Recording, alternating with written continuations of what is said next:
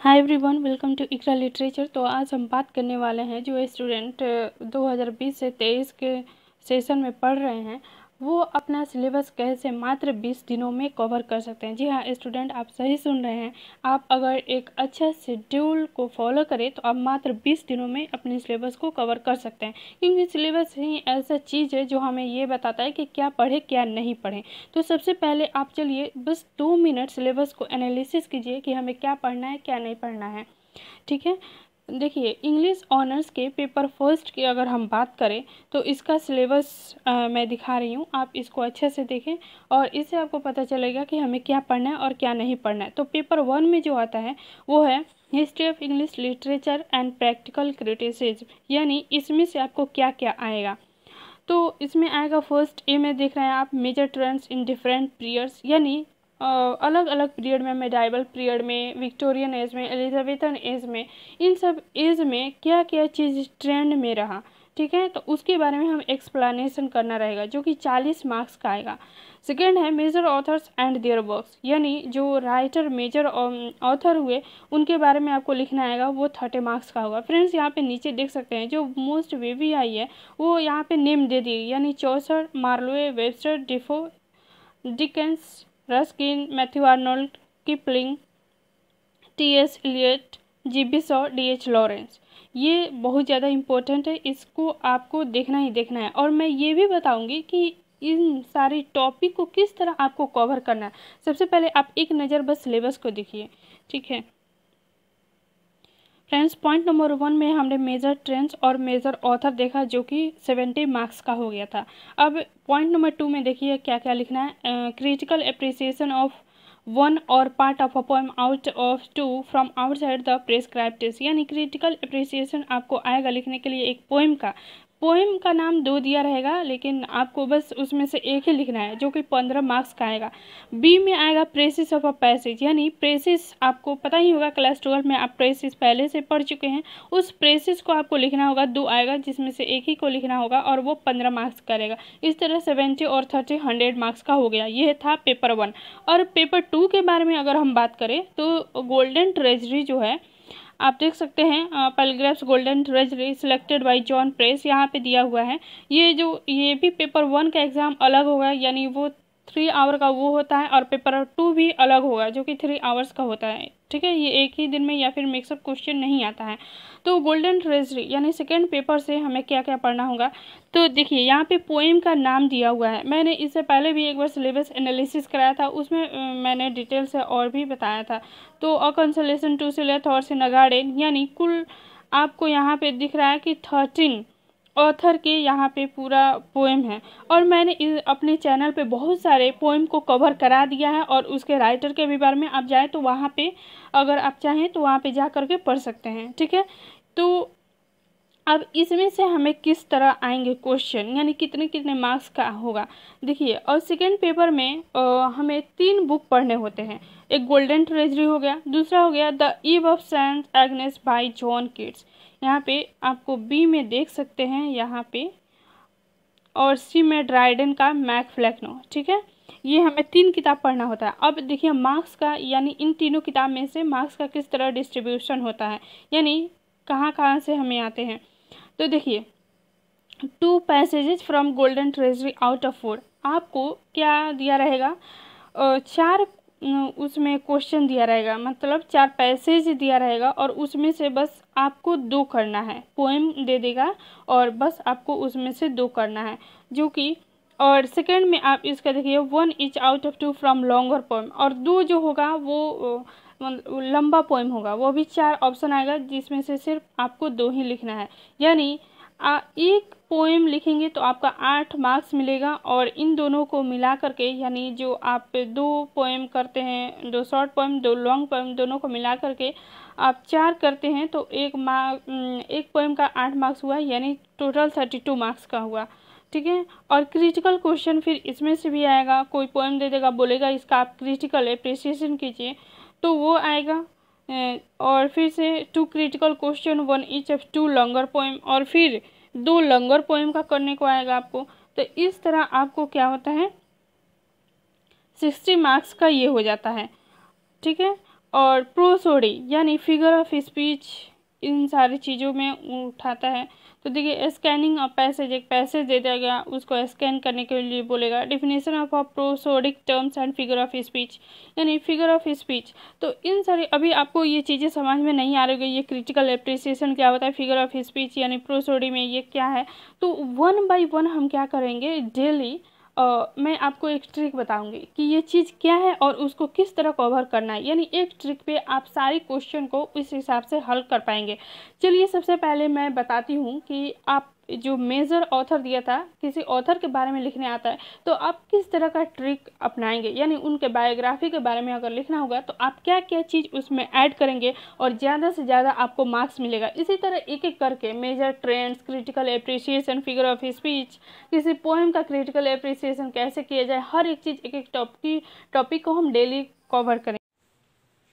तो चलिए फ्रेंड्स, सबसे पहले हम बात करते हैं किसी ऑथर के बारे में, यानी अगर हमें किसी ऑथर के बारे में लिखने आ जाता है लिखने के लिए तो हम कौन कौन सी चीज़ें उसमें इंक्लूड करेंगे और वो भी इन सिस्टमेटिक वे। तो मैंने जैसे कि शुरू में ही कहा कि आप किसी भी सिलेबस को, मतलब बीए पार्ट 1 की सिलेबस को 20 दिन में किस तरह कंप्लीट करें, तो मैं इसे लास्ट में बताऊंगी कि आपको एक दिन में क्या चीज़ें और कितनी चीज़ें पढ़नी है और डेली टारगेट क्या आपको रखना है। तो सबसे पहले आप किसी भी चीज़ को कंप्लीट करने के लिए आपको पता है कि सिलेबस बहुत ज़्यादा ज़रूरी होता है, वो हमें बताता है कि क्या पढ़ना चाहिए और क्या नहीं पढ़ना चाहिए। उसके बाद से आता है हमारा क्वेश्चन बैंक। क्वेश्चन बैंक से ये आइडिया हो जाता है कि कौन सी क्वेश्चन भी आई है, कौन सी क्वेश्चन रिपीटेड हो रही हैं, और उसके बाद से हमें किस क्वेश्चन पे यानी किस चीज़ पे ज़्यादा फोकस करना है। तो आप क्वेश्चन बैंक का भी ज़रूर सहारा लेंगे। अब चलिए हम चौसर के बारे में बात करते हैं एक एग्जाम्पल लेकर के। जैसे अगर किसी ऑथर के बारे में लिखने के लिए आ जाए तो सबसे पहले आप उनका डेट ऑफ बर्थ और डेट आप लिख देंगे। उसके बाद से वो किस एज से बिलोंग करते हैं। अगर मेनली चौसर के बारे में बात की जाए तो वो मेजाइबल एज से बिलोंग करते हैं, ठीक है। फर्स्ट चीज़ पे आप ये रखिएगा, सेकेंड चीज़ पे ये एज, ठीक है, वो किस एज से बिलोंग करते हैं। थर्ड चीज़ जो आपको इंक्लूड करनी है वो है फेमस, यानी वो जो ऑथर है वो मेनली किस चीज़ के लिए फेमस है। अगर चौसर के बारे में बात की जाए तो उसे फादर ऑफ इंग्लिश पोइट्री या फादर ऑफ इंग्लिश बोला जाता है, ठीक है। तो ये इन चीज़ों के लिए फेमस हो गए। आप उसी तरह लैंग्वेज बना करके आप लिखिएगा। उसके बाद से वर्क्स के बारे में आप 4th नंबर में आप क्या कीजिएगा, वर्क्स के बारे में बात कीजिएगा, ठीक है। वर्क्स यानी उनके कौन कौन से मोस्ट इम्पोर्टेंट वर्क हैं, मेजर वर्क्स हैं। जैसे अगर चौसर के बारे में बात की जाए तो उनका जो वर्क्स है वो 3 पीरियड में डिवाइड है। कितने पीरियड में? 3 पीरियड में। फर्स्ट पीरियड में यानी शुरुआती वो 30 ईयर्स जो है वो फ्रेंच से इन्फ्लुएंस हुए। सेकेंड इटालियन यानी वो 15 ईयर्स जो वो इटालियन से इन्फ्लुएंस हुए। उसके बाद से 15 ईयर्स जो थे वो इंग्लिश से इन्फ्लुएंस हुए। आप उनका टोटल एज देख सकते हैं, 60 ईयर्स हो रहा है यहाँ पे। 1340 to 1400 60 ईयर्स हो रहा है, जिसमें से 30 ईयर्स ये हो गया, 15 ईयर्स ये और 15 ईयर्स ये, यानी टोटल 60 ईयर्स। तो 30 ईयर्स वो फ्रेंच से इन्फ्लुएंस रहे, 15 ईयर्स इटालियन से इन्फ्लुएंस रहे और 15 ईयर्स इंग्लिश से इन्फ्लुएंस रहे। अब इस पीरियड के दौरान इनके कौन से मेजर वर्क हैं यानी इम्पोर्टेंट वर्क है, आप उसका नाम लिख देंगे। जैसे मैंने एक एग्जांपल लिख दिया है फ्रेंच से, उन्होंने एक पोएम, एक लंबी पोएम है और ये फ्रेंच में है, तो उसको इन्होंने नकल किया था, ली रोमन डी ला रोज, ठीक है। इस फ्रेंच में ये नेम है, लेकिन उन्होंने जब इसे ट्रांसलेट किया तो उसका नाम रखा रोमांट ऑफ द रोज।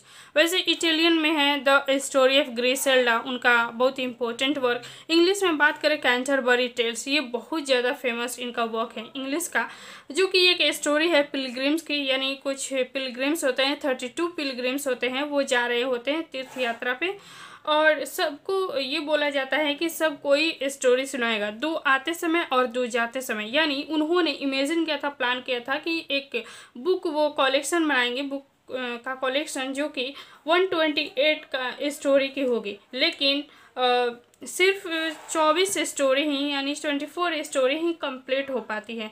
तो आप क्या कीजिएगा कि सबसे पहले इसे एक लैंग्वेज में तैयार कीजिएगा। मैंने एक फ्रेमवर्क तैयार कर दिया कि आपको कब और कौन सी चीज़ें एक सिस्टमेटिक वे में तैयार करनी है। आपको आपके दिमाग में ये एक क्या बोला जाता है, एक नक्शा की तरह तैयार हो गया है, ठीक है। और उसके बाद से आपको जा करके बस लैंग्वेज बना करके लिख देना है। आपको याद रखनी है कि जैसे फर्स्ट में डेट ऑफ बर्थ लिख देना है, वो किस एज से बिलोंग करते थे, फेमस किस चीज़ के लिए हुए, और उनका मेजर वर्क्स क्या है, और मेजर वर्क्स उसके बाद से मेजर वर्क्स आप नेम लिख देते हैं। कोशिश कीजिएगा कि थोड़ा स्टोरी के बारे में उसको एक्सप्लेन करके लिख दीजिएगा।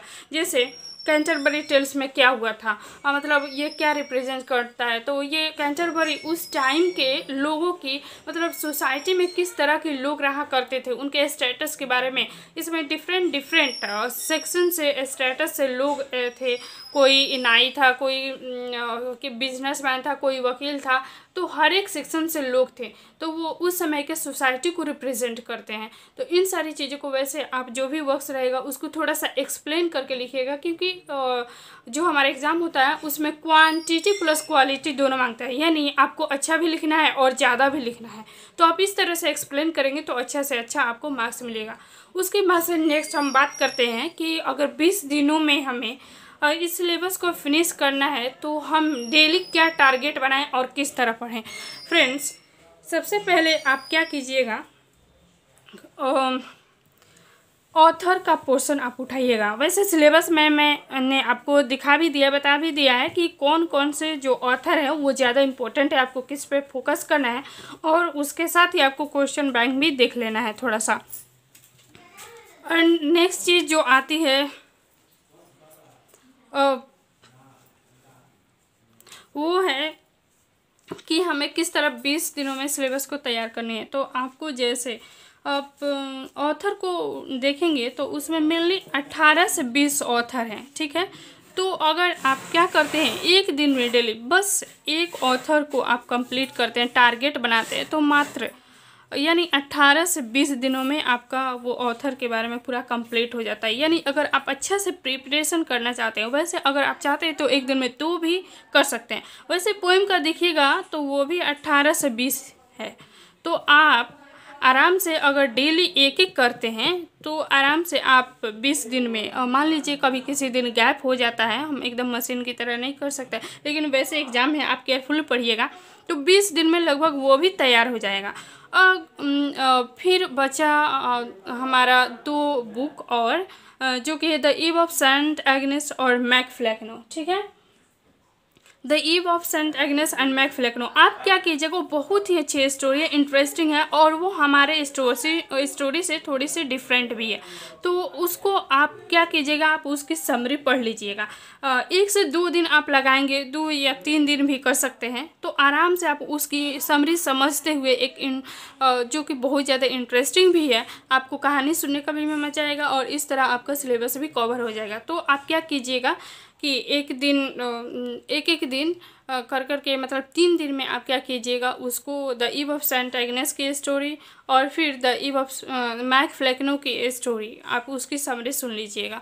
उस तरह वो पोर्शन ख़त्म हो जाएगा। अब बचा हमारे पास क्रिटिकल एप्रिसिएशन, क्योंकि मेनली जो थिंग आएंगी वो आपको मेजर ऑथर से ही उठा के क्वेश्चन आएगा, उसके बाद से पोएम से क्वेश्चन उठा के आएगा, और उसके बाद से आपको मैक फ्लैकनो और the ewe of Saint Agnes से क्वेश्चन आएगा।